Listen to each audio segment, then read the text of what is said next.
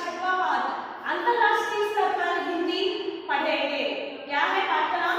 अंतरराष्ट्रीय स्तर पर हिंदी।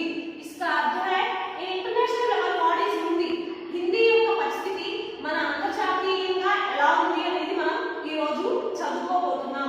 పాఠ का नाम फिर से एक बार बच्चों, अंतरराष्ट्रीय स्तर पर हिंदी। अंतरराष्ट्रीय स्तर पर हिंदी। इस पाठ का विधा है पत्र। इस पाठ का विधा है पत्र। तो पहले हम इसमें उन्मुखीकरण को पढ़ेंगे। पशु पक्षी की भी भाषा होती है, पशु पक्षियों की भी भाषा होती है। इसका मतलब वे एक दूसरे का आशय बखूबी समझ लेते हैं।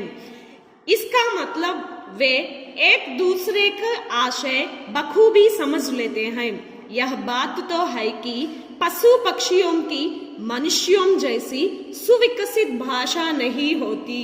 यह बात तो है कि पशु पक्षियों की मनुष्यों जैसी सुविकसित भाषा नहीं होती, पर वे सीधी सादी आवाजों और क्रियाओं से अपने भाव व्यक्त कर सकते हैं।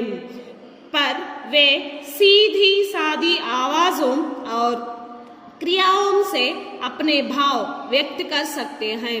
ये बड़ी आसानी से खुशी, भय, चेतावनी, आमंत्रण जैसी कई भावनाएं दर्शा सकते हैं। ये बड़ी आसानी से खुशी, भय, चेतावनी, आमंत्रण जैसी कई भावनाएं दर्शा सकते हैं। किसी पक्षी द्वारा किए गए संकेत अन्य पक्षी भी पहचान सकते हैं। किसी पक्षी द्वारा किए गए संकेत अन्य पक्षी भी पहचान सकते हैं। अब इसका अर्थ मैं तेलुगु में समझाऊंगी, बच्चों ठीक से सुनो। पशु पक्षियों की भी भाषा होती है। పశువులు పక్షులకు కూడా భాష ఉంటుందమ్మా।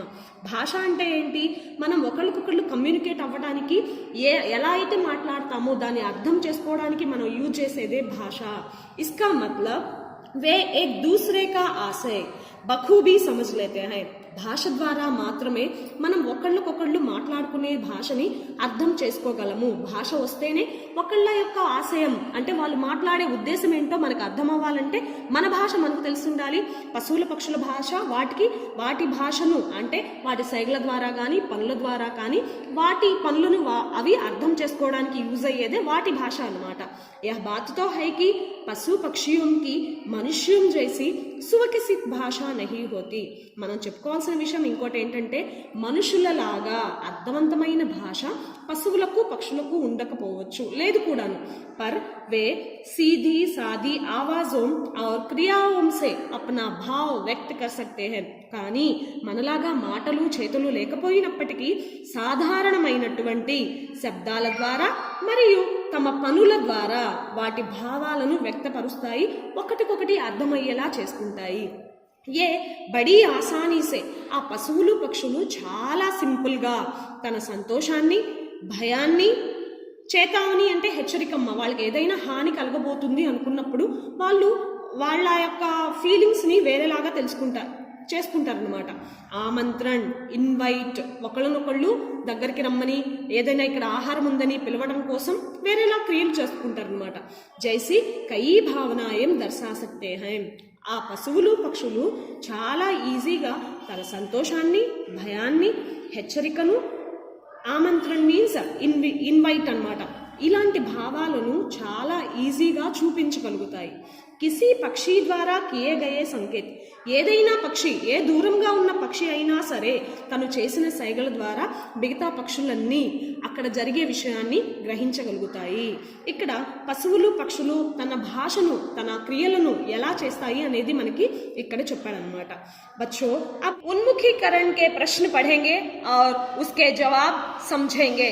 तो पहला प्रश्न है, आवाज का पर्यायी क्या है? आवाज का पर्यायी क्या है? आवाज शब्द का पर्यायी शब्द है ध्वनि। आवाज शब्द का पर्यायी शब्द है ध्वनि। आवाज शब्द का पर्यायी शब्द ध्वनि। आवाज शब्द का पर्यायी शब्द ध्वनि। तो दूसरा प्रश्न है, किसी प्राणी की अनोखी विशेषता बताइए।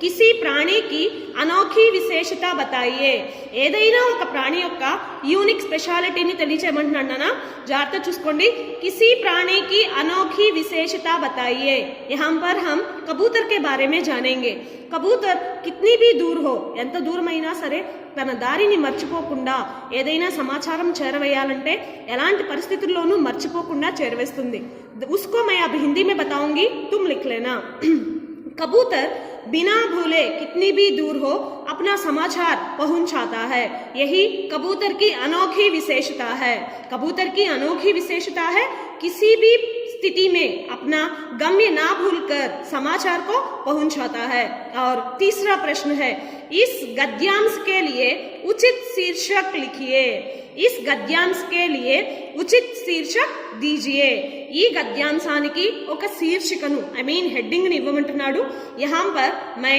इस उन्मुखीकरण के लिए शीर्षक दे रही हूं पशु पक्षी की भाषा पशु